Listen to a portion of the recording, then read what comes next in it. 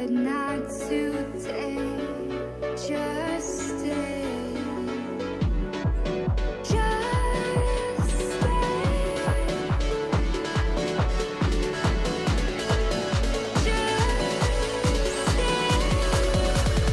One more night.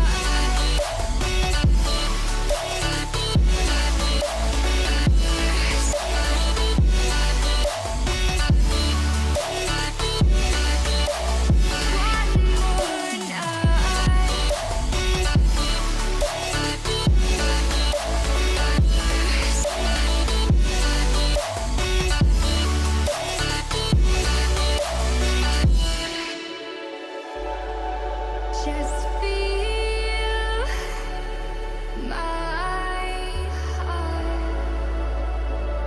inside. Our love can grow so bright.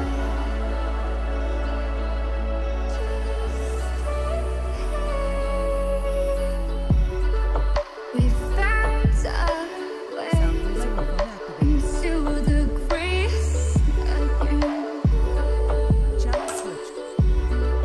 Let's not pretend our hearts. Alright, hello and welcome everybody. Tonight on Who's Hot and Who's Not, the LCK edition or Korean edition, whichever one you'd prefer.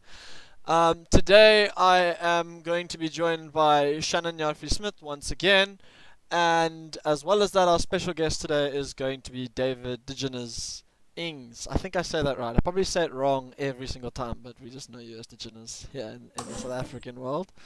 It's really nice to have you guys on tonight, especially David. Thanks for making an appearance and actually preparing with me.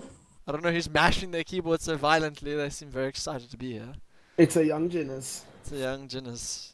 I don't think his microphone works. He just talks in Morse code. Anyway. Alrighty. So, I know Shannon was super excited for this. I just wanna poke around and see what everybody has to say. What is like probably your most controversial team you think is in the LCK currently? Like in terms of like who you think you put in a totally different position to everybody else. Well, I for one wouldn't say in a different position than anyone else.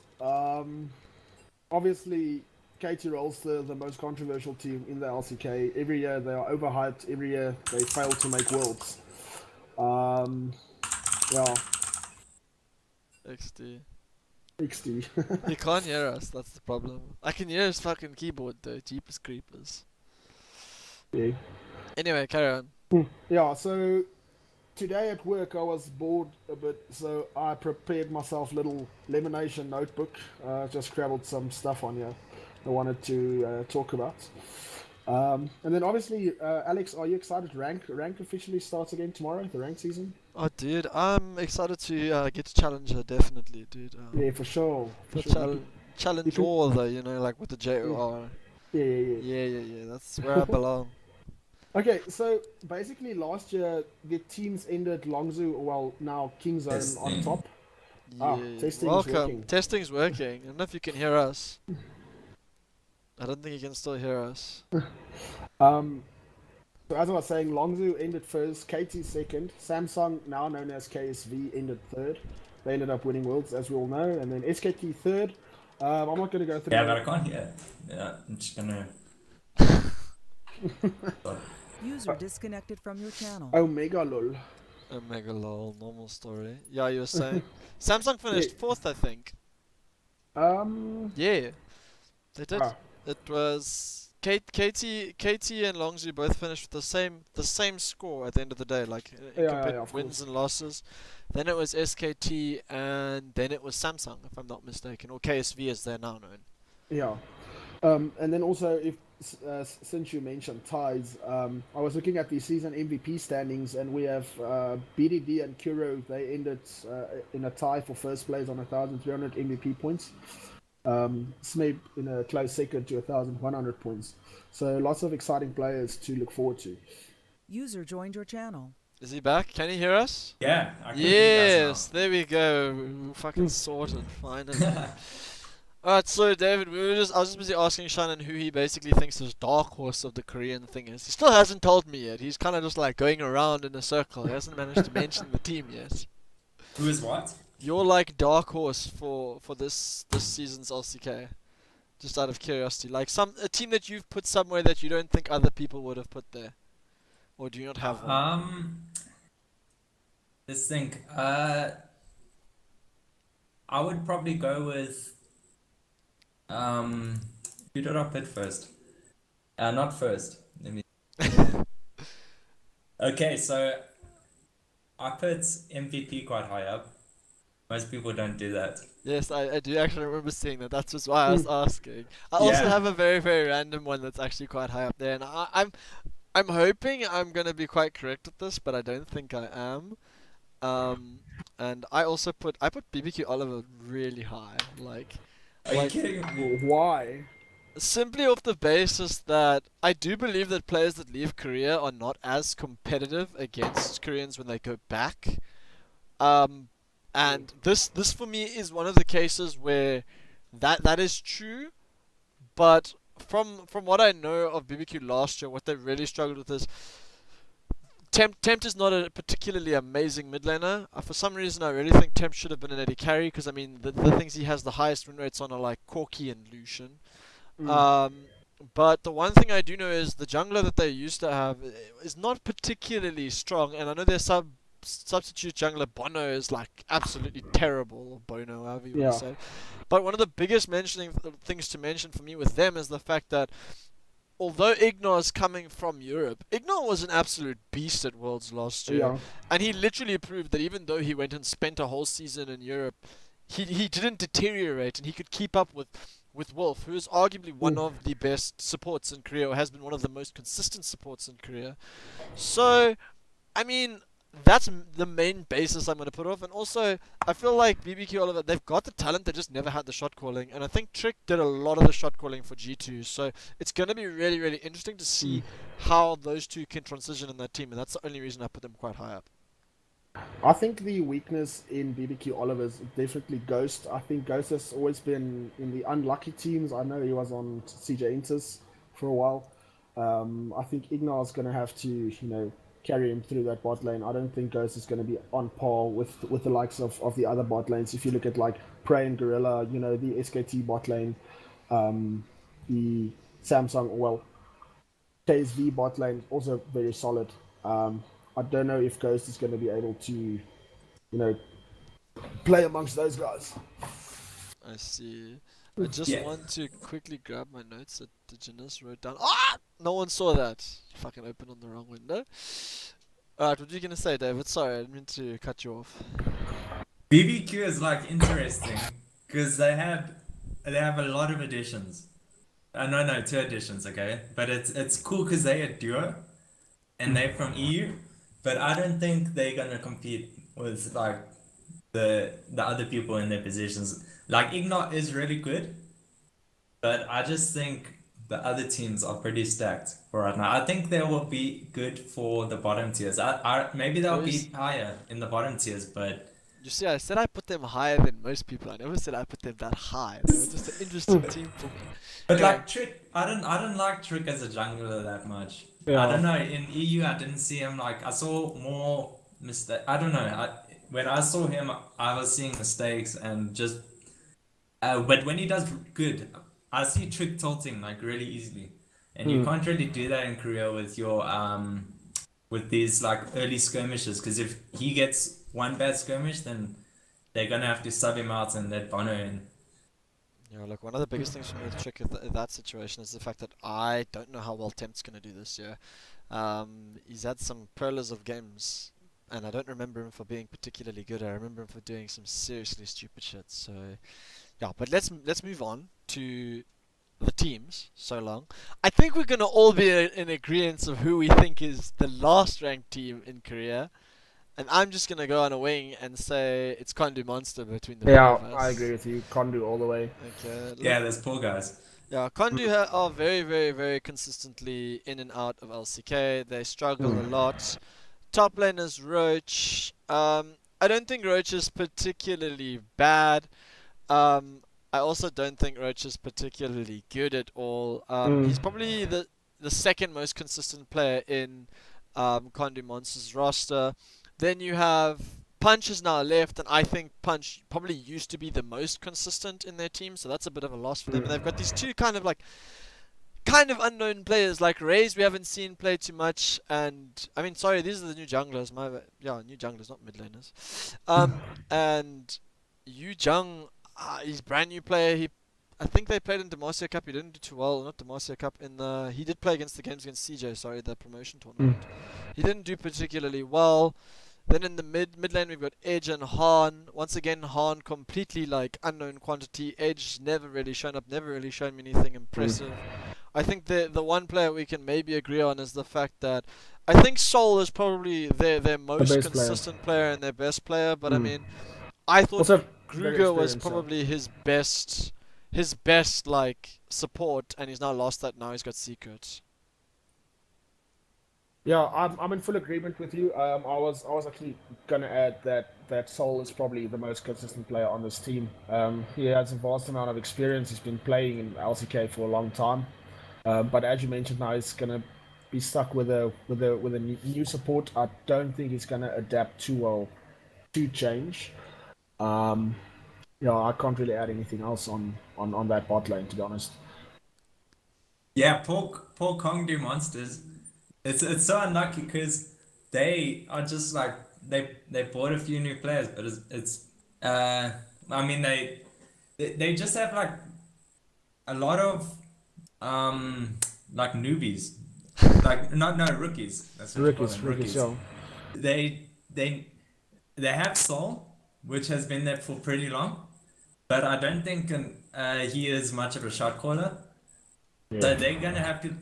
They still have to find their identity, but I guess we're gonna see if they found that in the off split. Because if they find it, then maybe these new mechanically gifted people will actually like show up. But then you're gonna have to deal with inconsistencies and what you call it. They're just gonna have to keep on trying to get better and better, and I think it's gonna be like very volatile environment kind of thing. Yeah. Yeah. I would go out on a limb and say that Eugen, or whichever way you would pronounce that, is probably going to be the starting jungler. Reyes, I think, used to play in EU as a support on one of the lower teams. I think he might have. Let's just see. Yeah, Reyes used to be a support. I don't know. I just have this gut feeling that Eugen might come out and surprise us as a really mechanically gifted player. I think I've seen his name a few times on Reddit before, but I'm not too sure. I don't really want to add too much there and shoot myself in the foot. Yeah. I don't have much hope for Raze, to be honest. So I don't think there's much else to say about Kondu. I don't really want to say much else about Kondu. I don't expect them to be here in summer. I expect the new upcoming kind of team. I mean, they do hold the bottom like quite well. They do come into LCK often, but as soon as they come into LCK, they go back out the same splits. So I mean, I don't have faith in them staying here. So I'm happy to move on to the next team. I'm also happy. Yeah. All right, and then my ninth team is MVP, funnily enough, and I do feel like I've given them a very, very, very harsh kind of season. But I do also feel like LCK is a little bit stronger this year, with the teams kind of shuffling themselves up a bit. And I also I feel like this is the one Dark Horse team that I could be completely wrong about, because I mean, ADD is always known for being quite a consistent meta breaker. I don't ever think Beyond has never shown me anything to actually think he's an impressive jungler. Ian has some outstandingly terrible head-on-head statistics in the league. I think the only person that's actually ranked worse than him is Tempt, and Tempt has got some seriously bad stats. Maha is actually quite a decent AD carry, and I think Max is like one of those shockingly good supports that's just in a terrible team. And I don't even want to talk about the pickup of Pilot, because I don't see it being relevant at all. I think this team will probably finish 9th, between 9th and 7th, just because they'll probably win a couple more games at the beginning and maybe sneak up some early positions, just because this roster's been playing together for quite a while. But I almost feel like some of these players, like, unless they haven't shown us their best, like, I don't expect much from them this year. I honestly feel like if this team is going to win any games, it's almost always going to be off the back of ADD.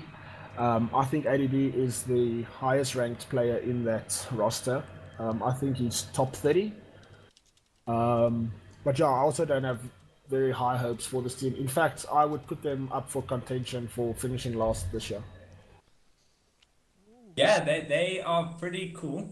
They got a cool name, but their players aren't like that great. But the meta shift might be pretty good for them, because I know ADD has some games on some of the champions that are coming up, like Camille and stuff.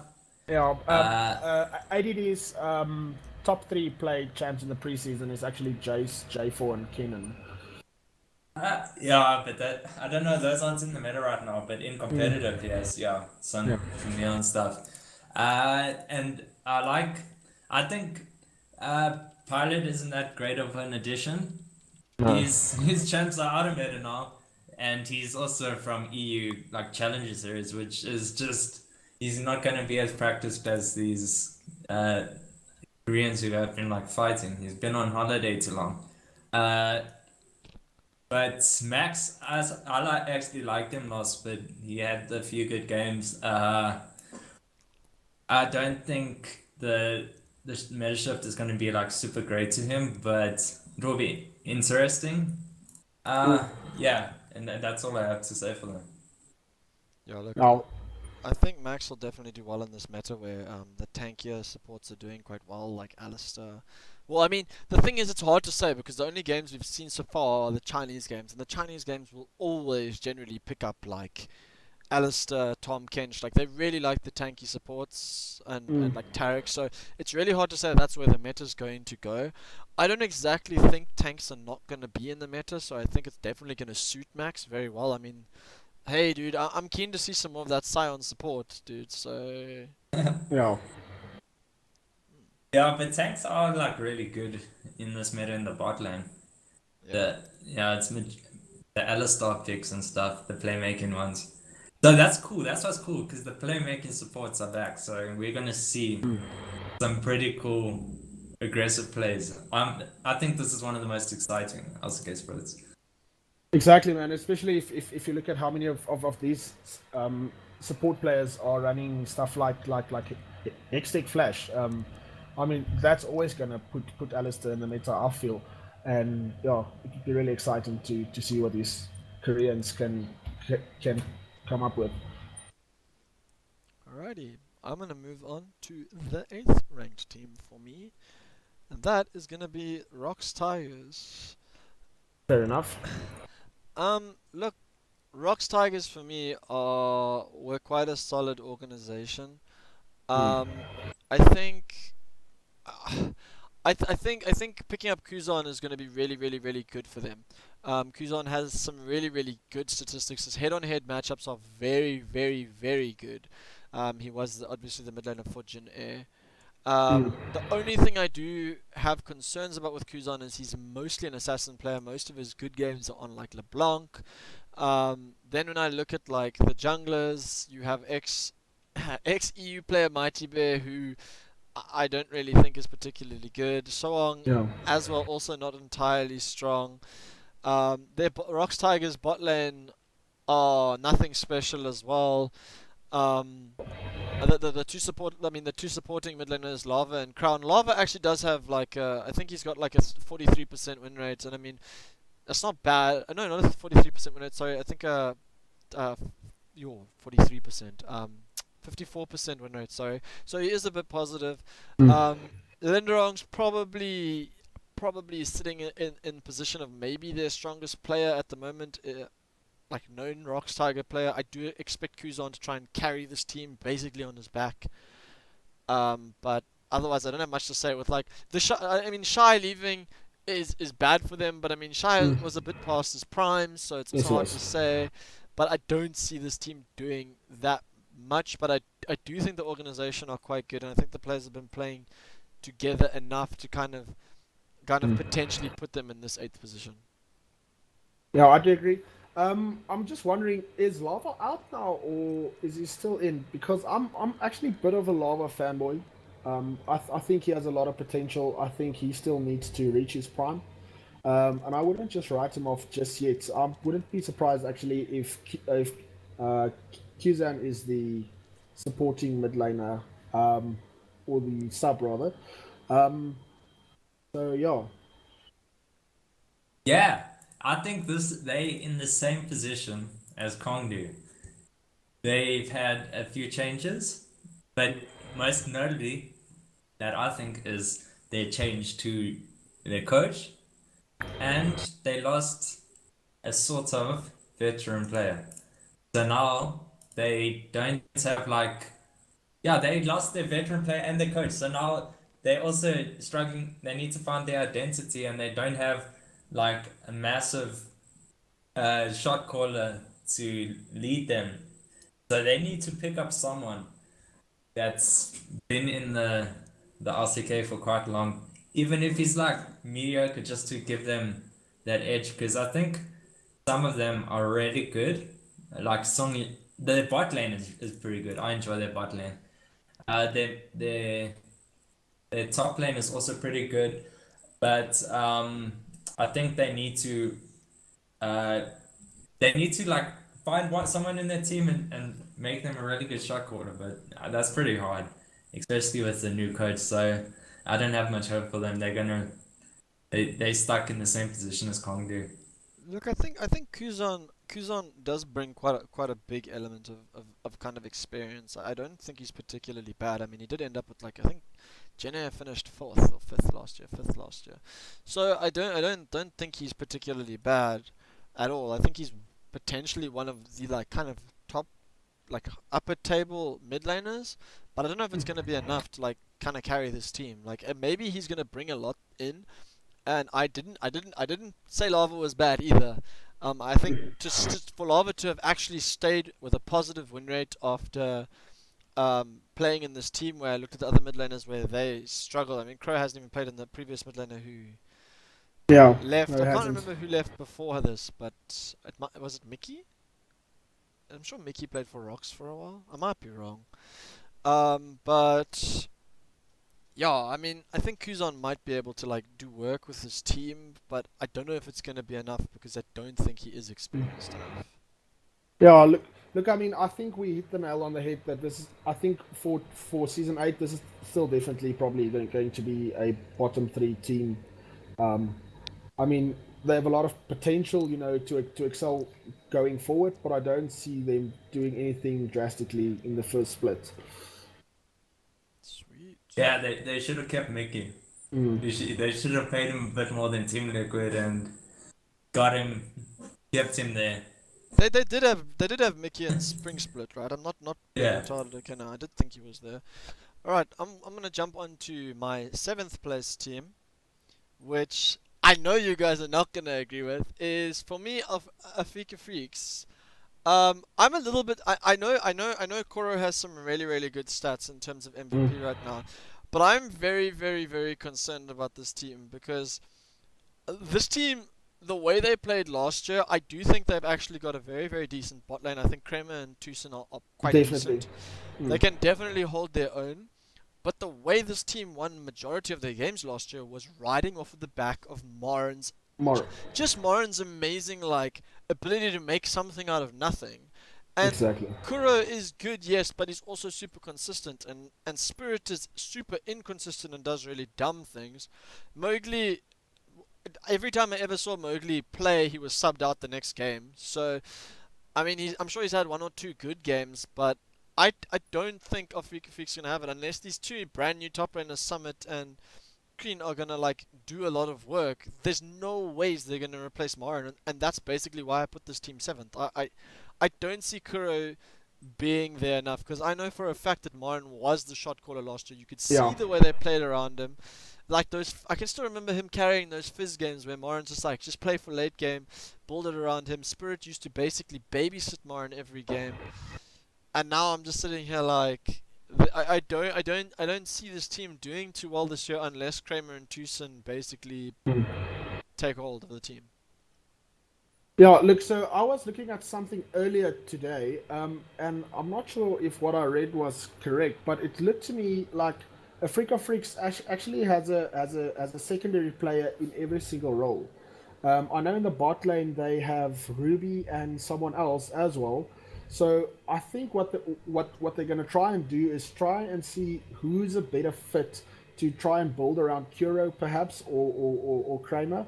And I think that's going to be the only thing they can do for the first split is try to establish which five is the best fit. And I think they, like I said, they're definitely going to have to form this team around Kuro. But I am concerned about what they have in the jungle. And as you said, Marin, the biggest loss of all, man. Yeah, it's very interesting. They Summit is good. I like Summit, but it's a downgrade, obviously, because like Marin had that element of a top laner where he doesn't like rely on his team too much, so he just makes these like very weird plays that kind of work out somehow that only he can see. But yeah, when I watched them, they had inconsistencies. And I think a little bit of lack of communication, and you could also see there was some conflicts in the team. Like throughout the splits, there was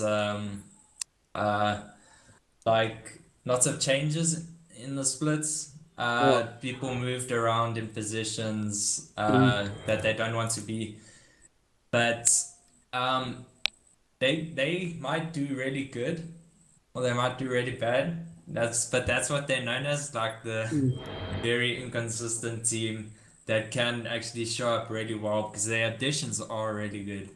Yeah, and I mean, look, it's no secret that Marin was actually very resource dependent. I think most of the gold would actually in the past have gone Marin's way. So it would be interesting to see what route they are going to take now with their gold distribution. You know, Kuro obviously would get a lot more focus. Kramer is a very solid AD carry in my opinion. So like I said, it would be interesting to see how these two new additions in the top lane, how they are going to fit in. And yeah, but I also do feel that this team has got some stuff they need to work through. They need to try and, you know, put their feelers out there and see what combination of players are going to work for them. Because like I said, I'm fairly sure that these guys have got a sub in every single position. They are in fact the only team that's got subs in every single position.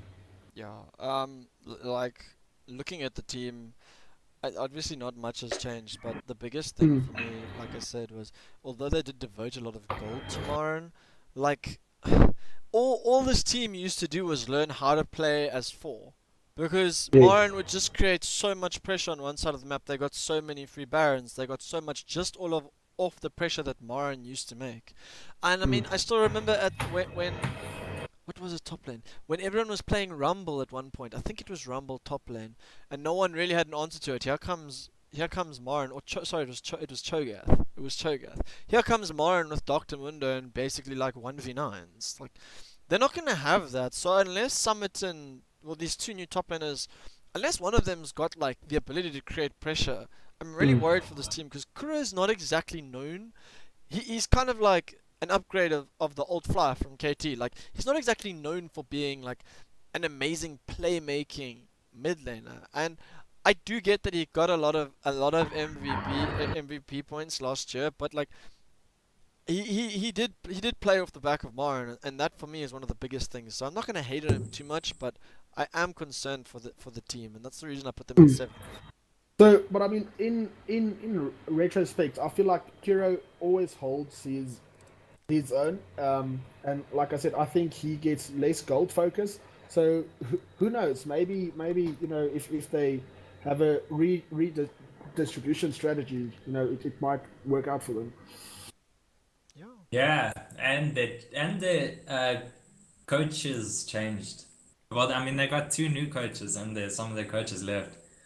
So it's still like the first few week we're gonna have so much information on how everything's been going. It would be great to see scrum results right now, but luckily we don't have that. Yeah, dude, finding that from Korea is like impossible. I think China is the only more secretive place in the world. Alright, I'm gonna jump on to my 6th place team, which I told you was gonna be a surprise, but it's BBQ.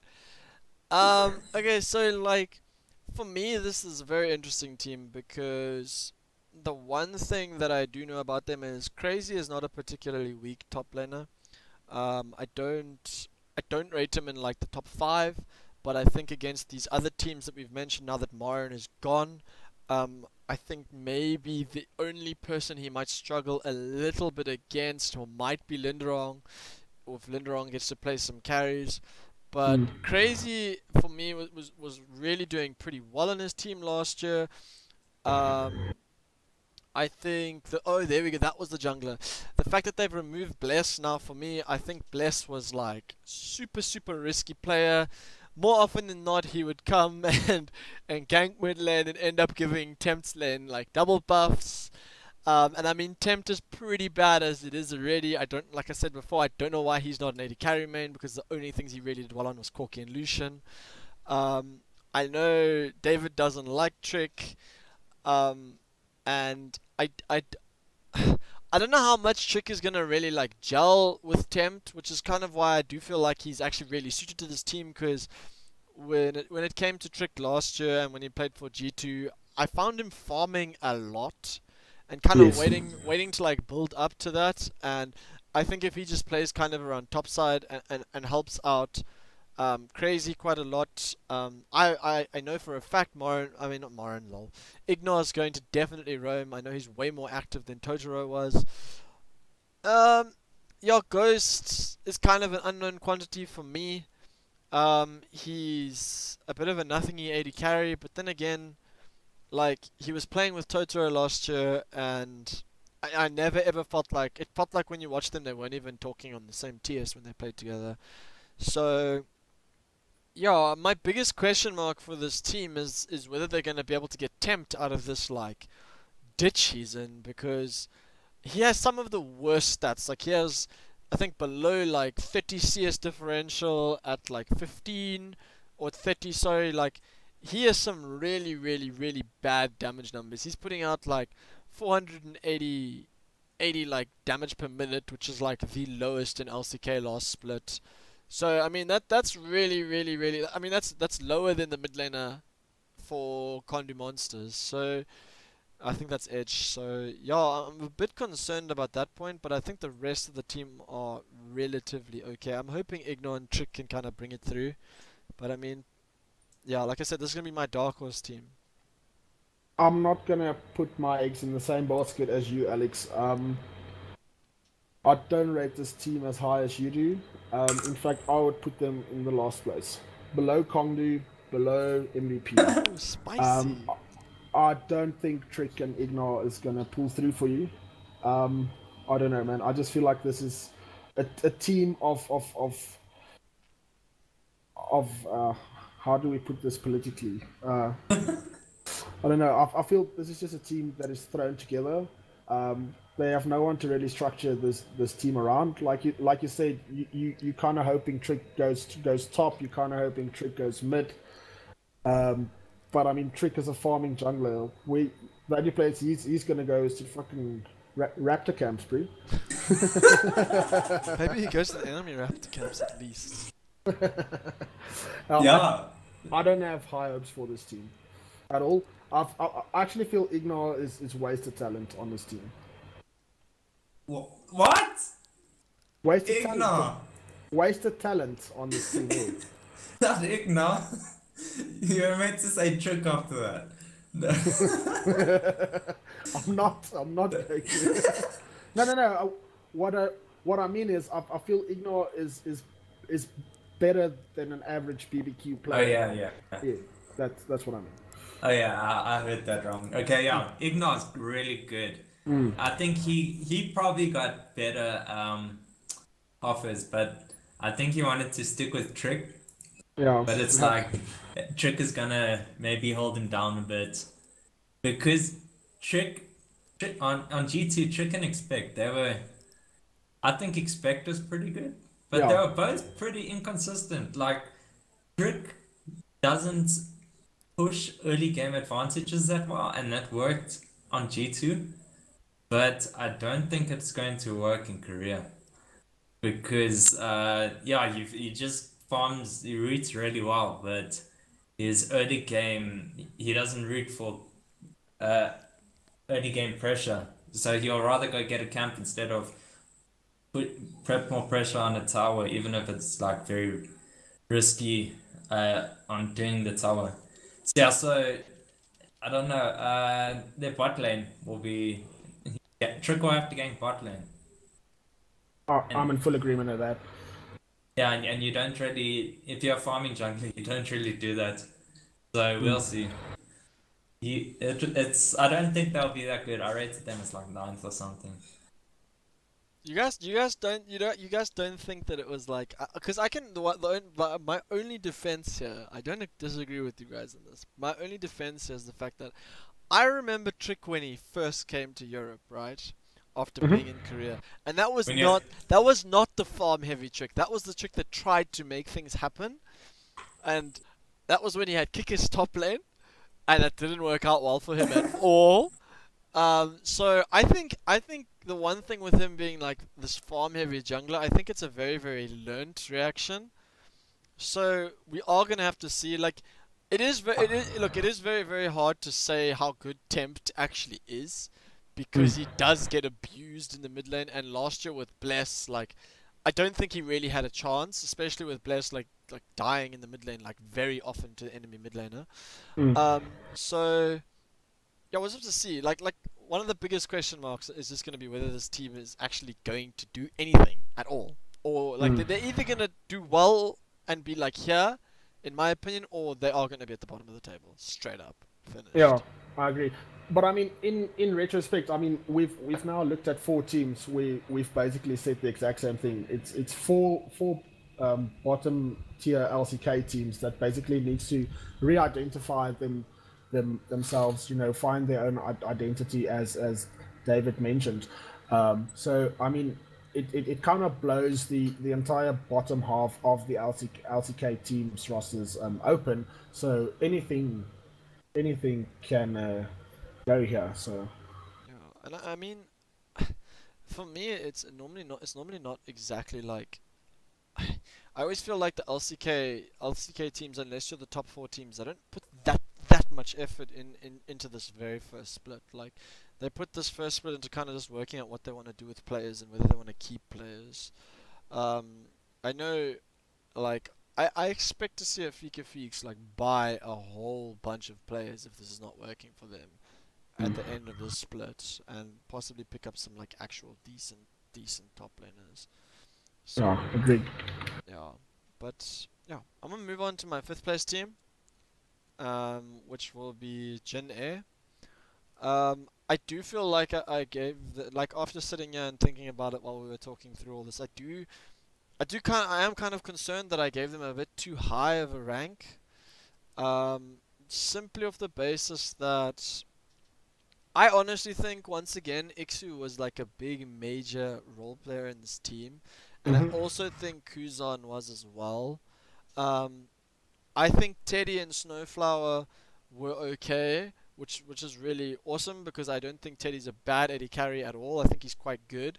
I think Agreed. Snowflower did some really derpy stuff, but now he's picking up Wraith, and for me, like, I feel like Wraith's dismissal is out of KSV is a move that he's chosen to make.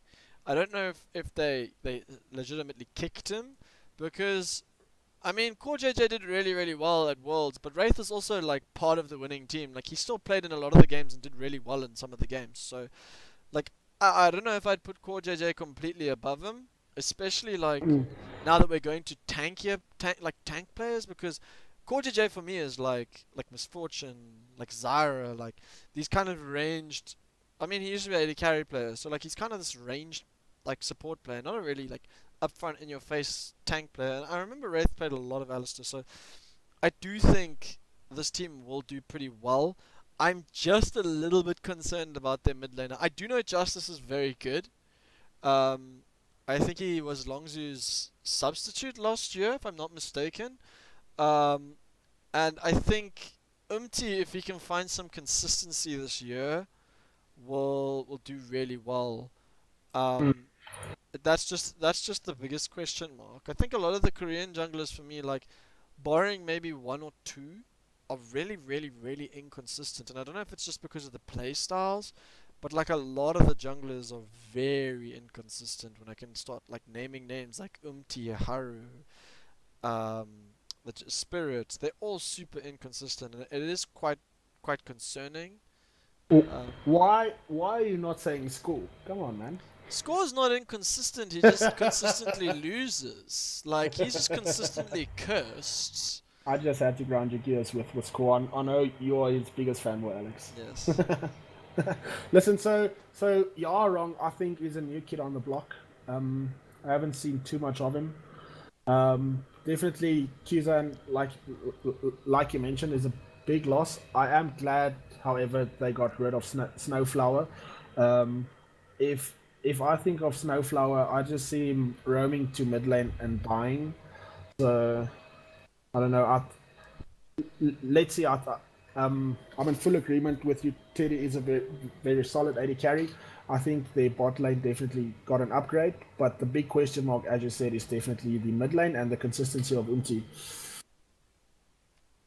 Yeah, it's very. I actually like their bot lane. Their bot lane is pretty good. I think it has potential to be maybe a top 4 bot lane if they edge out the fourth person. Yeah, fourth. Because they could be that, but it's gonna largely depend on their top and mid, because I think the jungle is pretty solid. And I think their mid is pretty good. He is actually pretty good in the meta. That's like of Rise and Zoe, Azir. That's some of the better champs he's good on. So it's going to be interesting. But yeah, this is still going to come down to. I think they're going to be better than the bottom tier teams because of Teddy. Teddy's a monster. Like last year, he was doing so well. What the freak? And then it's just gonna come down to whether the mid and top does well. And then, but that's also an effect of their jungler, because now their jungler needs to think, which lane am I gonna gank? Am I gonna put my focus on mid or top?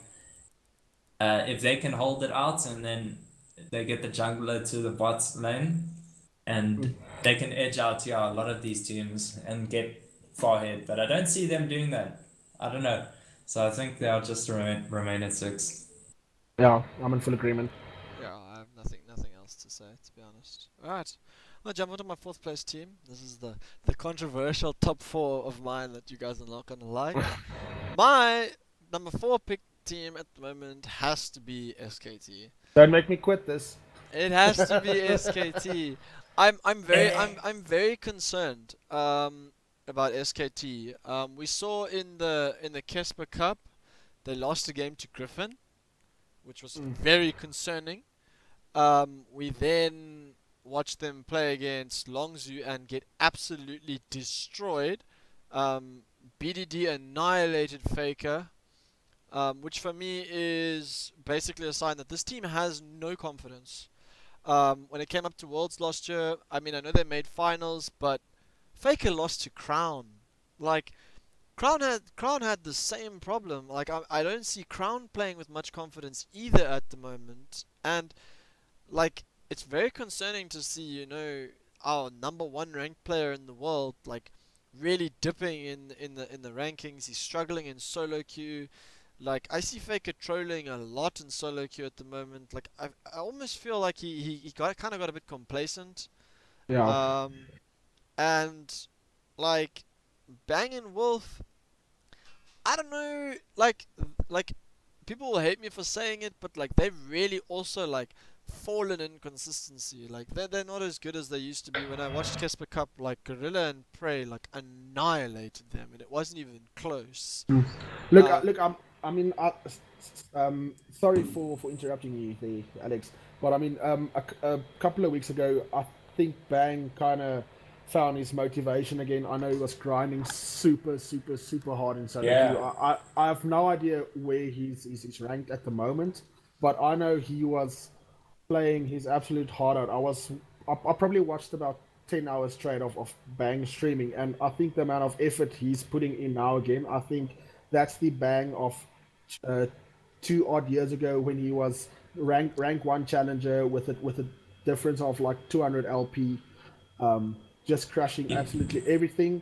I do think they are gonna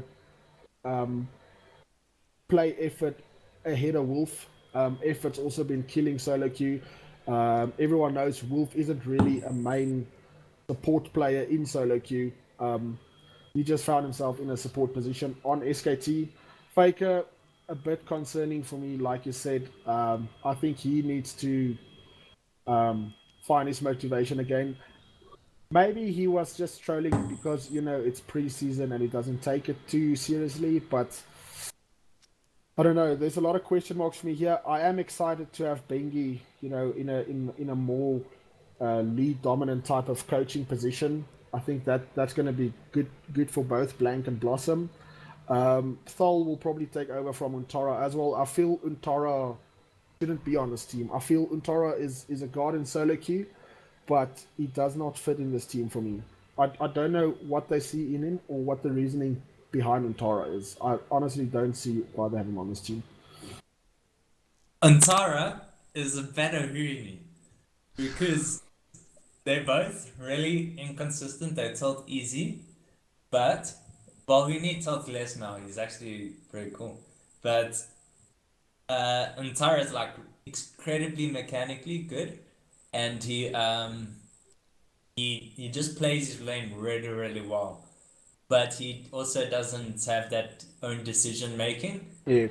So what's gonna happen is Antara is gonna perform well in a game, and then he's gonna feed the next game, and then they're gonna sub in Thal, which is more he's pretty good. He has a more supportive role, less mechanical, more macro movements. It's quite cool. Yeah. So I think they're gonna be good because they had. I actually think their top lane is also one of the weakest because now they got their bot lane is like in this motivational booster because they put effort on the roster. So they're gonna say, Wolf, if you don't perform well, we're gonna put effort in, and effort is really good. It's very good. But I still think he doesn't. Bang and Wolf is still like a pretty good bot lane because now Bang is like back up. Yeah. Faker, I think what he's doing right now is pretty good. He must troll a bit. Yeah, I've seen he's been having more fun, taking a chill time. Yeah. Because when you're in that season, you have to enjoy your holidays because you just focus so hard in those times, and it takes so much effort. And maybe Faker was doing too much of that last year. So now we will see a return of Faker's form when he's more relaxed, got more effort to put in. Funny. He's got those tears of revenge that are gonna destroy. I also feel like Faker is gonna come back in season 8 and just absolutely stomp everything. I just have this gut feel, and like I said, Bang I feel is getting back on form, and for me personally, Bang was the entire reason SKT did so poorly at Worlds last year. What? Oh, really? Yeah. Really? You're forgetting Huni, dude. Yo, you're forgetting Huni. You know the one thing that we haven't Oh, said yeah, anything okay. about right now that Okay, that Huni. kind of I am forgetting Huni. kind of triggers me minorly is I don't think Blank is that good. I'm really hoping to Yeah. God Blossom is a fucking mechanical beast, because Mm. Blank for me is like, oh cool, like you know, sometimes Blank manages to have a game where he gets some ganks off. Sometimes Blank manages to have a game where he counter ganks. Sometimes he manages to predict where the enemy jungler is, but it's always a sometimes with Blank, and sometimes he's just completely non-existent. Like, I don't rate Blank at all. I know he combined well with Untara when they came in those games, but that was because for them, when they came in, it was like, they're fresh. They don't have to worry about the stress that someone just played on and lost. Do you know what I mean? Like, I know people Yeah. might say, oh, yeah, but it's more stress for them the second round. It's not. Like, they can come in and play, and so what if they lost? It's because the people lost the first game and they didn't get a chance to warm up. Cool story. Like, on the Effort comments, I mean, Effort played against Griffin when they lost. He also played the first game against Longzhu that they lost. So, he doesn't have a good win rate at the moment. He's still finding his feet, man. Come on. Maybe. I do admit Untara is basically Duke, but that dies more. Yeah. Like the old meme, like Kiddo said, you know, Duke C top laner, kill top laner. Like Untara's like C top laner, potentially die to top laner. That's basically how I see it. And then I agree. to quote Monte Cristo, like this all comes down to whether Faker gets mad. Like, is he gonna show up this year and actually step up and like be the playmaker that he used to be the unkillable Demon King? Because since he was given that name, he's steadily been dying more and more and Yeah. more and more each season. So I'm hoping this season finally woke him up and he didn't just kind of have this complacent attitude of, oh, I'm the best, I'm still gonna win Worlds. It's hard to hold the throne when you got like no motivation, dude. Exactly. Look, Like he's already got all these wins in a row. Like, what's the next win gonna be to him? He needs to get hits down, which he has, and now he's just gonna come back out. yeah, Love-hate relationship. look. I mean, at the start of season 7, what did Faker have left to prove? Fucking absolutely nothing, right? And now he has been dethroned. I think for the first time in 2-3 years, Faker's got a point to prove, and he's going to come back with an absolute vengeance. If not, I'm going to be super disappointed. Then I just hope he retires while he's still kind of Good. yeah. As far as Blank goes, I feel the only reason they're keeping Blank, you know, they definitely want to mold him into a Bengi version 2, which I think he's more like a Bengi version 5 at the moment. I think his macro is okay as a supporting type of jungler. Like Alex said, mechanically not the greatest at all. But yeah, I'm definitely hoping this team finds form again, eh? Yeah. Alright. I'm gonna jump onto the next team, and it's gonna be our current world champions. And I know David's gonna be super upset because David happened to put them in first place. Now, the one interesting thing for me with this team is they've decided to not change their roster at all. I find this a little bit apart from losing Stitch and Wraith. Now, Stitch played 1 or 2 games last year, and Wraith did alternate with Core JJ. I think, you know, if it ain't broke, don't fix it really does apply here. I'm a bit concerned because when Core JJ has a bad game, now he's going to have 2 bad games instead of getting Wraith put in. I still think Kuve is probably the most consistent top laner apart from Khan. I mean, this team is basically perfectly designed to beat Longzhu, and they did that last year. Unfortunately, in the Kesper Cup, they didn't do too good against KT, who seemed to wipe the floor with them. The one game they won was more because Pawn kind of gave Crown an unnecessary lead by kind of just inting, straight up. Yeah. There's no explanation for that one. But my biggest question mark in this team currently is Ambition going to last another season? Because I think Ambition, yeah, he did well at Worlds, and he did show up at Worlds. But I mean, last year, I think it was last year, or was it this year? Basically, it could have been, I think it was last year. Last year when SKT won and Samsung it was last year. 2 years ago, sorry. When Samsung won, I mean lost and SKT won. That game those games were won and lost off of Ambition making a play and Ambition throwing. And I distinctly remember Ambition throwing. And this year came very, very, very close to the same thing. Haru for me is a very, very, very, very good player. I think he's got a lot of potential. He's just very young and a bit inconsistent. The best thing going for this team is the fact that they have the best bot lane in the world currently, in my opinion, and the best AD carry.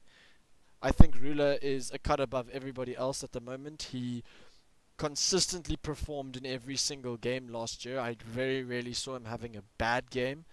And I have a lot of faith in Ruler's ability to help carry this team.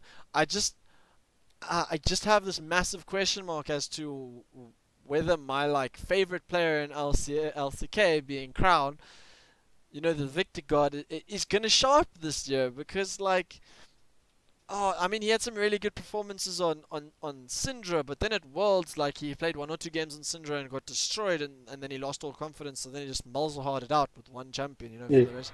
I'm concerned that that's not going to get away from him this year, and it feels really uncharacteristic watching Crown last season, because the season before that, and even maybe not last season, maybe just in spring, he did really, really well. He was, super, super consistent for them. He was, really close to one of the top MVP scorers, and then he just disappeared. Yeah, look. I mean, arguably, in my opinion, and I'm gonna take flack for this, I feel Crown is a better Malzahar than he is Victor. My main concern for this KSV team is this team is very meta orientated. I think they exceed well when it's tank meta. Ruler is probably the most aggressive ADC in Korea. I think if any Dark Harvest jungler is gonna give this bot lane a hard time. I feel it's just half a gut feel I'm going with. This bot lane likes to push lane. Try to force 5v5s early, which really is more of a tank meta strategy. I feel. I think this team's performance is heavily going to be reliant on what's meta and what isn't. Yeah, this team is interesting. I really, really like them because their macro game is insane.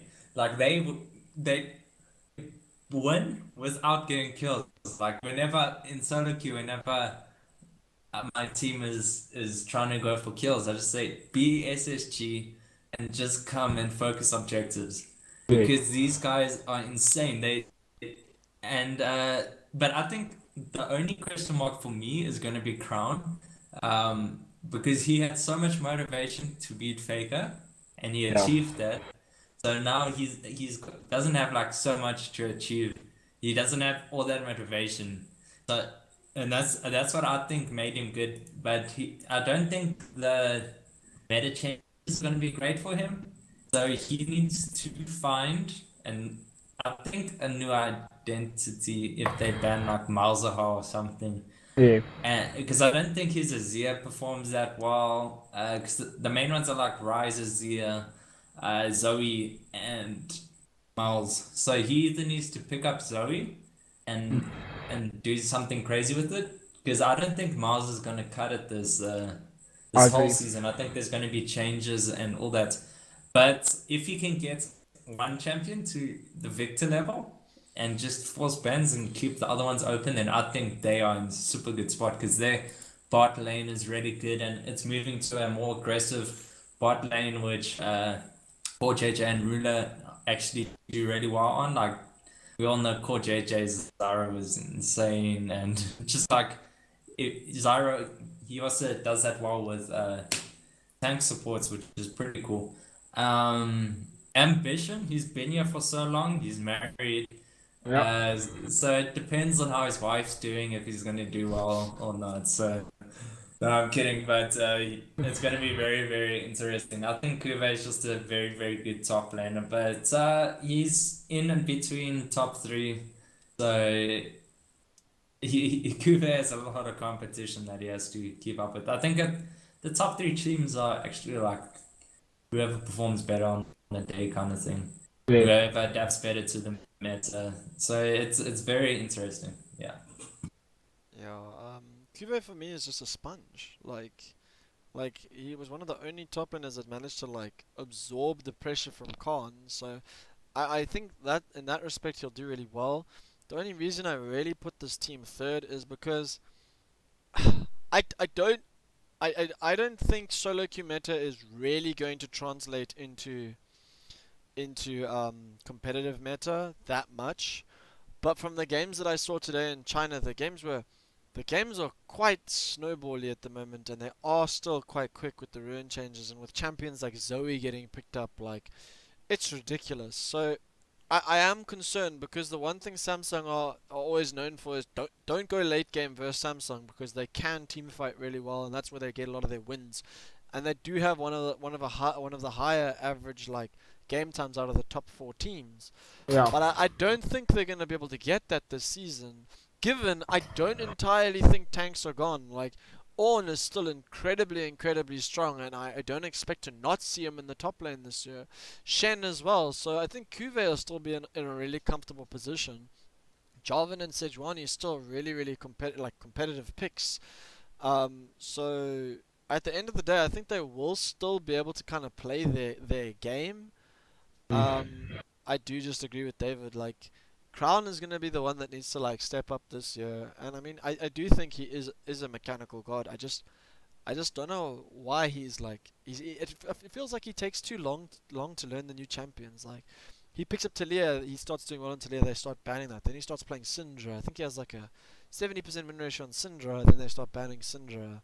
Like, I don't know, man. It's very questionable. Yeah.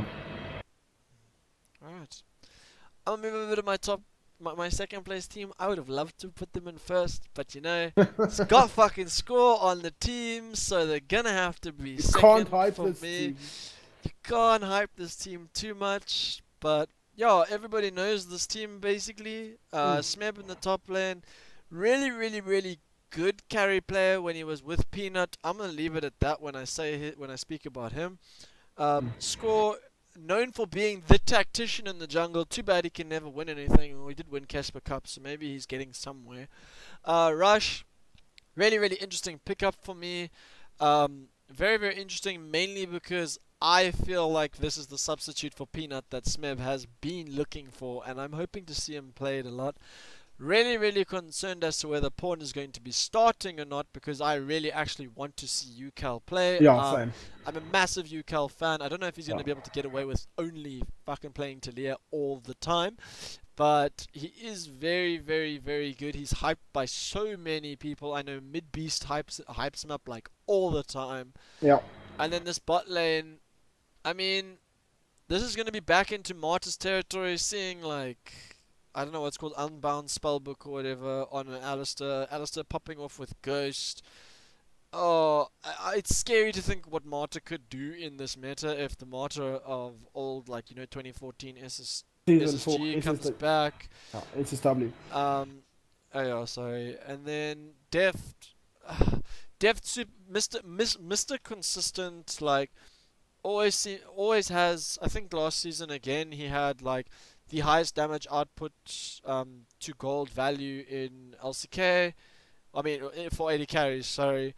So yeah, my biggest question is, you know, it's KT, it's got score, there's still the curse, and is Pawn gonna be playing, or is UCal gonna be playing? Because Pawn on his day can trash anyone.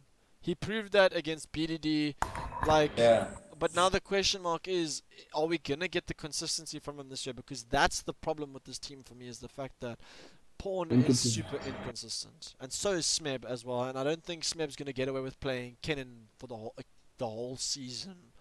Yeah, So, I actually feel like you call Deft Mr. Consistent. I feel Deft is one of the more inconsistent players.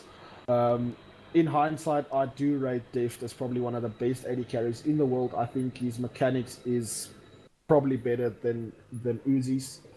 I don't know. I feel like Deft he's basically a 9 out of 10 for me still, where he has something missing, where he kind of needs to find himself and just, you know, bring across all that talent into this KT team. I feel like Deft is almost more key than breaking the score curse. I rate Deft very highly. I think this bot lane has the potential to easily be better than the Prey Gorilla bot lane.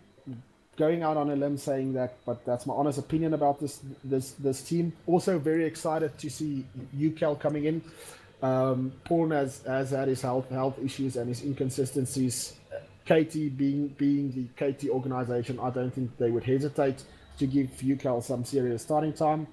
Rush, like you said, definitely Peanut version 2. It would be very interesting to see if Score might decide, you know, to take a step back and, you know, just kind of lean over Rush's shoulder and see what they can mold him into. Rush has very good mechanics. I feel Rush just needs to find that motivation and, you know, stop trying to be this C9 troll. He would definitely make a good fit in this team. Yeah, I think I really like Smith. Smith is cool. But this team is known for letting their fans down. So I'm not sure if I want to be a fan of them. Yeah. But actually they What? the Korean fans are really cool. Yeah. Yeah, they are very interesting. This thing, they wait, sorry. Yeah, their bot lane is really good. I think top 2 bot lane, just behind Prey and Gorilla. Definitely. So they got one lane down, Pawn another lane down. Now they got a substitution, which is crazy because now these people are going to. Now the Pawn is going to have to perform better, and he has to perform better to prove to his fans that last year was a mistake. And Score has to do the same because now because Score, Russia's maybe has better mechanics than Score, but you see now, Macro-wise. yeah, macro-wise. Because you see now Score has this other jungler who has really who's better in certain ways. So now he has to improve those ways to not get subbed out, and he's like fighting now. I don't know. It's a cool tactic, and I think it's gonna work a lot because I like Rush, but I don't think he's going to do that great. I don't know. I think Peanut's better than him, but I don't think Peanut wanted to go to a team that doesn't have like old members of his team that won Worlds. I mean, his really good team. Yeah, so What do you mean? Peanut went to Prey and Gorilla. yeah, so that's why I said I think Peanut's better than Rush, but I don't think Peanut joined KT because Peanut preferred to go to Prey and Gorilla's team. Yeah. Like where he's got those connections, and Rush does have like he's like an emotional player. Very much So so. yeah, that just comes down to the day, and it'll be crazy. They would have to start out Rush, because if they start out 4 and then they bring Rush in, and Rush has like is playing from a loss, then it might affect him in a negative way. Because you usually see them start the junglers who might do well, the inconsistent junglers. Because if they get that first one, then they'll win the next one and stuff like that. So it's interesting. I think it's a super strong team. It's like they just got upgrades. They just got upgrades. So they're gonna destroy. I feel one of the bigger problems in this KT team perhaps might be the possibility, you know, Score is a good shot caller. Mata, I think, is probably one of the best shot callers in the game. I think between those two players, they need to like kind of identify who's going to be primary and who's going to be secondary Yeah. shot caller. I don't think it's something they have worked out for themselves yet. I don't even think that's the problem with this team. Um, I honestly find like last season, like I don't feel like they played with the correct tools. Um, just to quickly go back to what David was saying, I do know for a fact the reason that Peanut didn't follow Smeb was specifically because he even said in an interview he didn't want to live in Smeb's shadow, so he decided he wanted to go somewhere else because they were considered like big brother and big Okay. brother. That was the reason he didn't Oh join yeah. them. But like, for me, people can say Marta's shot calling is so good, and yeah, when Marta was part of Samsung White, I think yeah, it could be said that that was the case. But I also think when he played in Samsung White, they had Dandy, and I feel like Dandy's like presence in that team and Looper, like those Yeah. players were incredibly good, and I think they were all incredibly vocal. Um, and I'm not exactly on the same page as David when it comes to Rush. I actually think Rush is quite consistent.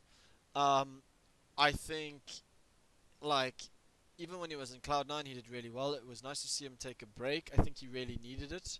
Mm. But I mean, like I'm looking at Rush sitting in Korean Challenger with like a 75% win rate. Like I know that's just solo queue, but I think Rush is a very, very, very confident and vocal player, and I do think that that's what this team needs because they do need someone to replace Score when he's not there. Um, and yeah, I just my biggest question mark, unfortunately, it still has to be Smeb because Smeb came out and he was so hyped, like, wow, Smeb is the best player in the world, did nothing. Khan came out, best player in the world, hands down for me. Dude, that dude, like, carried Longzhu in, like, 3 seasons. Smeb just hasn't lived up to it at the moment, and I don't know if that was because Peanut used to hype him up or because the meta suited him, but at the moment, like, I almost feel like Smeb should take a book, like kind of a sheet out of Hooney's book and be like, okay, cool, I maybe need to learn to play tanks. Maybe I need to like become a flame that like plays Maokai for like 32 games in a row. Do you know what I mean? Like Yeah. Marin did that. Like all of these players, they played tanks and they did well. And this carry top lane, the meta, it's so volatile. And sure, you might be good, but I can tell you one thing: if you're that good, they're just gonna put the jungler top lane. And I think Korea, they do really well. You know what?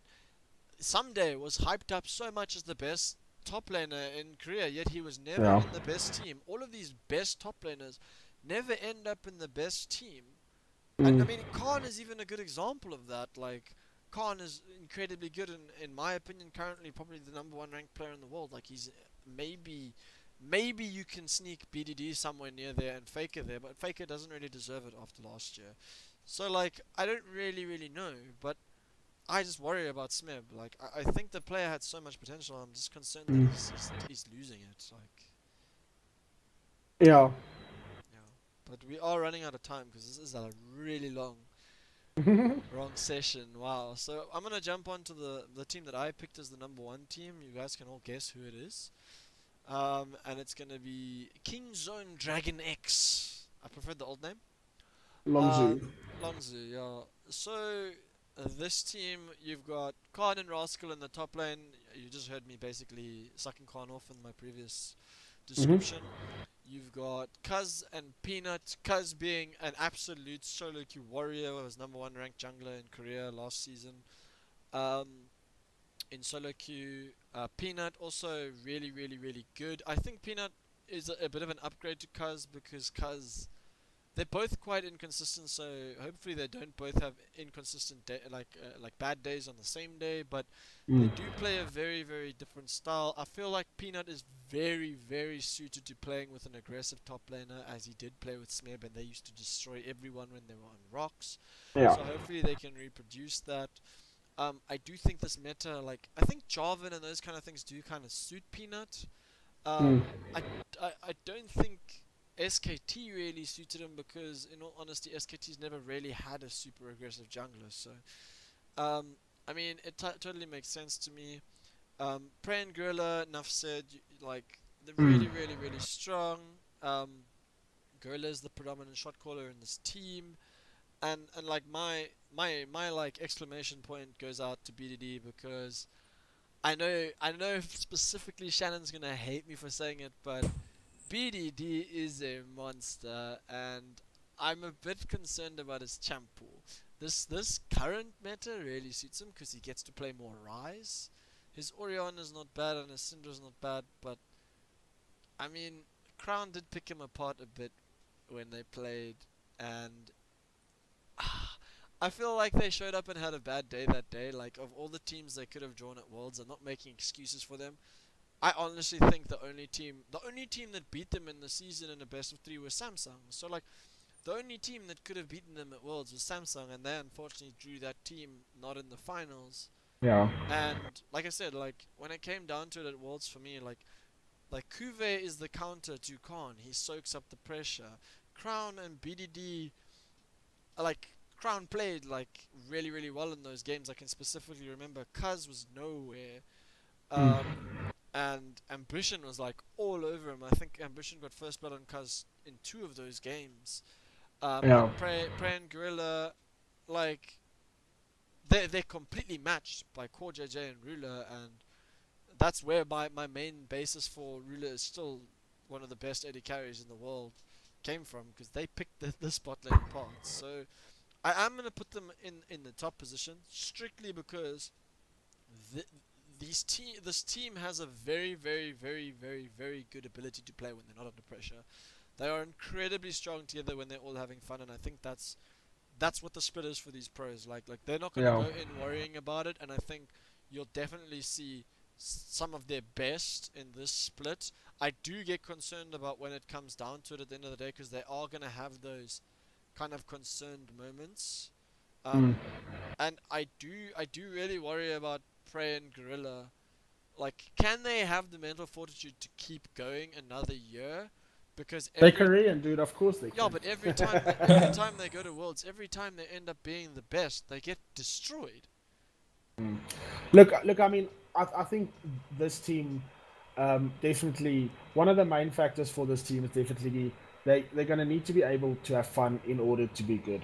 You know, they have that rocks element. I mean, 3 of their 5, or 3, half of this team is the previous rocks. I think this team is going to have to find that balance between being serious and, you know, having fun in pro play. I think that is one of the probably the weirdest reasons I would ever say is key to success for a team. I do feel this team is definitely probably 100% up for contention to becoming the Season 8 World Champions, unless Faker, you know, becomes unkillable Demon King again, and he carries the entire SKT on his back, which is what I'm hoping for, by the way. But in hindsight, fuck man, I would really love these Blue Dragon skins. So Kingzone, I'm secretly rooting for this team as well. Very solid team. I don't think there's anything else you can really add on to this team apart from them, you know, having probably the best players in almost all these positions. Yeah, just before David goes, I just wanted to ask Nyarfi quickly who the 3rd player from Rocks Tigers was that is on this team.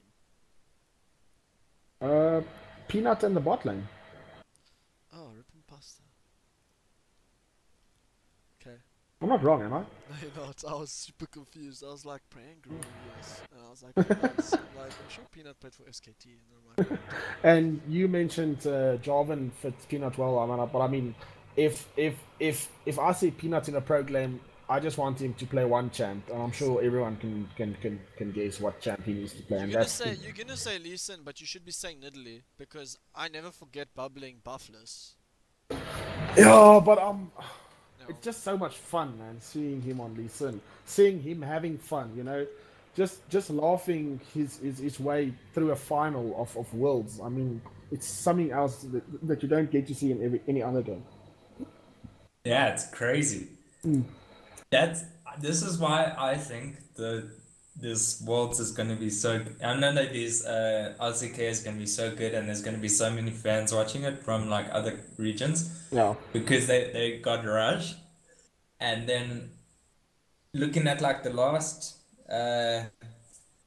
few teams from last year, there was just like full Koreans that most fans don't really know.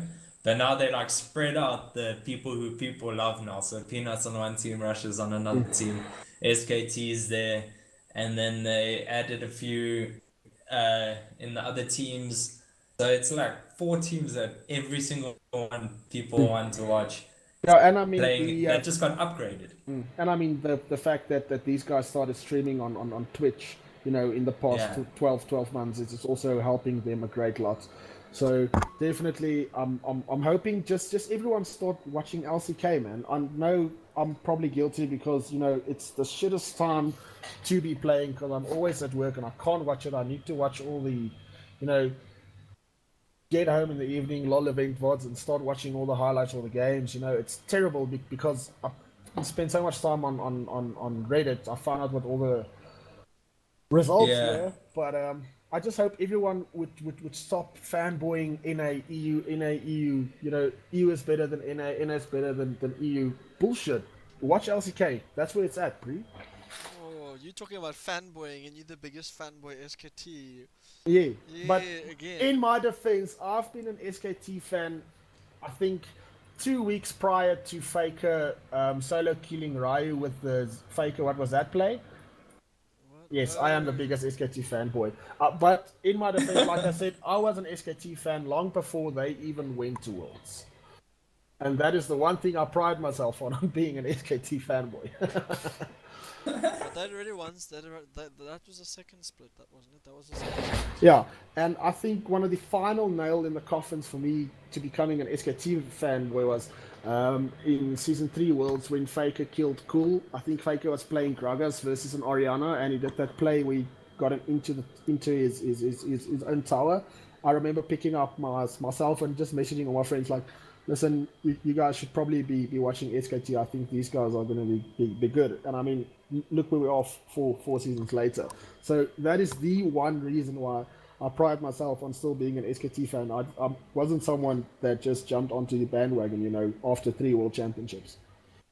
Yeah, look, I think this is gonna be the year where, like, we've seen SKT, they've only really missed one Worlds, then they won the next one. So maybe they're gonna bounce back. I don't know if Faker has the firepower. Wow, something's like in my eyes, terrible. If Faker doesn't, Coma's got it. Maybe.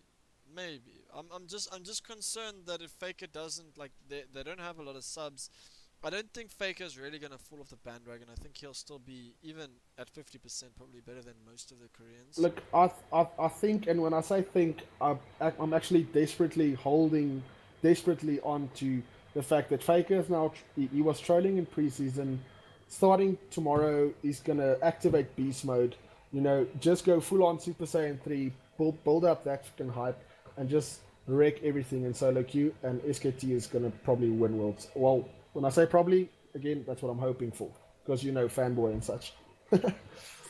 Awesome. Gonna be interesting. Alright, so then unfortunately I didn't get Shannon's in time because today was such a rush. I did notice some interesting things between David and I. We do both have the same top 4. They're just in a different order. We did both put KT second, which I found quite interesting.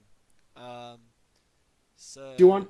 I can probably do mine now, but you won't have time to put it in there. I won't have time to put it up. We also both put Afika in the same place, and Rox in the same place, and Kondu in the same place. So between MVP and BBQ, that's interesting. I think David put MVP really high, which is interesting. I put BBQ really high, so I feel like I'm gonna lose this bet at the end of the day. Shannon's busy sucking SKT dick. Right? Yes, I am indeed. But you see now, this is my prediction for the end of spring. Right, I don't know who I'll only be able to do the predictions at the end of spring to see who's gonna win at the end of the year. But right now, I don't think SKT are gonna be able to bounce back that hard. Maybe, you never know. But yeah. Anyway. I've been adding too many messages. God damn it! But that's my top 6. Those are the most important ones. At least most of us agree that Djinnes are half decent. Alright, so we Get each that have, BBQ out of here. yeah, we each have a different top team. None of us want to hype up KT. I really want to hype up KT. I really want to be the guy that says KT are gonna win this split. They're But going to. I know for a fact if I put it there, it's not gonna happen. So I rather hold my back and let them come, let them come second. Yeah, and maybe they prove me wrong. But yeah, guys. I just want to say thank you guys so much for joining me. It's been a pleasure, Alex. Who's hot and who's Yeah, not thanks. Korean edition, and yeah, someone did ask if we were gonna do an LPL version, and I'll see who's around to do LPL. I'm not actually I can't stand Frostgaren, so I don't watch LPL specifically because she drives me insane. Listen, speaking of casters, how much do you guys miss Monty and Doa in LCK? Like really? Dude, how much do you miss D-Man, dude? Oh my Yeah. god, please just save me now. I hear him casting in CSGO and I'm just moist. Yeah. Instantly. I don't miss Monty and Doa that much because I watch a lot of Overwatch, so I do get to hear them a lot, so it's not exactly like they left for me. Yeah, but still, man, that's like seeing Michael Schumacher in a McLaren F1 car or something. You know, I feel like those guys just need to come back to freaking casting LCK. Sort out the shit with Riot. In fact, Riot, go to Monty and Doa and suck their dicks, please. I miss the comedy from them more, so like wearing the Shen masks and like all the stupid shit they used to do. That was funny, and like the little like. But yeah, guys. Oh yeah, fuck, we're getting off track. Alright, guys. Yeah, that was great. Awesome. So thanks again for joining us, and we will let you know about the LPL. Have a good evening. I'm sorry it was so long. There was apparently a lot to talk about in LCK. I'll see if I have time this week to put in timestamps for you on all of the teams. If you don't want to listen, you can just skip to the last 4. That's probably the most important one. perfect. Awesome. Thanks for the book, senpai.